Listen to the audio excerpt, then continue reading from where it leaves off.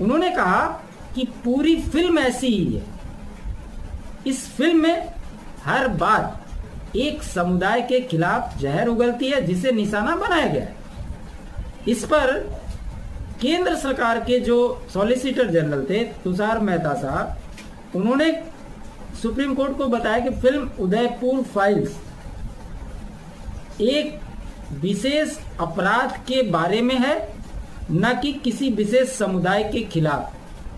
केंद्र सरकार का प्रतिनिधित्व करते हुए additional solicitor general Tushar Mehta ने जस्टिस सूर्यकांत और जस्टिस बागची की पीठ को बताया कि यह फिल्म अपराध के बारे में है, यह किसी समुदाय को बदनाम करने को लेकर नहीं है।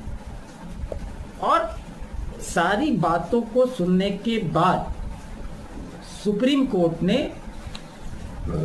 इस पर रिलीज रोकने को लेकर मना कर दिया। अब ये फिल्म रिलीज हो जाएगी। उन्होंने साफ शब्दों में कह दिया कि भैया इस तरह के केस को लेकर मत आओ। लेकिन इसमें सवाल फिर ये भी उठता है कि जब आपके पास पिछली बार इस केस की सुनवाई हो रही थी, आप ही सुन रहे थे, तो आखिर ये बातें उस समय आपको क्यों समझ में नहीं आई? या दूसरे शब्दों में ये कहें कि आपको छोटी सी बात भी समझने के लिए इतना वक्त क्यों लगता है? आपको याद है ना, वक्त अमेंडमेंट बिल को लेकर सुप्रीम कोर्ट में जब केस गया था, उस समय सीजीआई थे संजीव खन्ना साहब, और जब उस पर सेकेंड डेट रखा गया था मई की, तो ये 16 मई को रिटायर हो रहे थे। इन्होंने उस केस को आगे की बेंच के लिए बढ़ा दिया और फिर अभी के वर्तमान सीजीआई BR गवई साहब इस पर सुनवाई कर, सारी सुनवाई पूरी हो गई है, फैसला सुरक्षित रख लिया गया,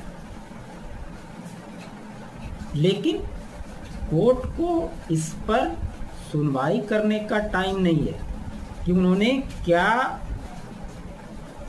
फैसला किया। क्या आप इसके लिए 5 साल इंतजार करवाएंगे?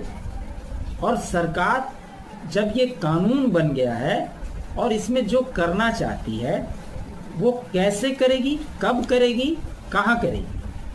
अगर आप इसी तरह से फैसले को लटकाएंगे तो आगे काम कैसे होगा? ये भी तो सवाल बनता है ना।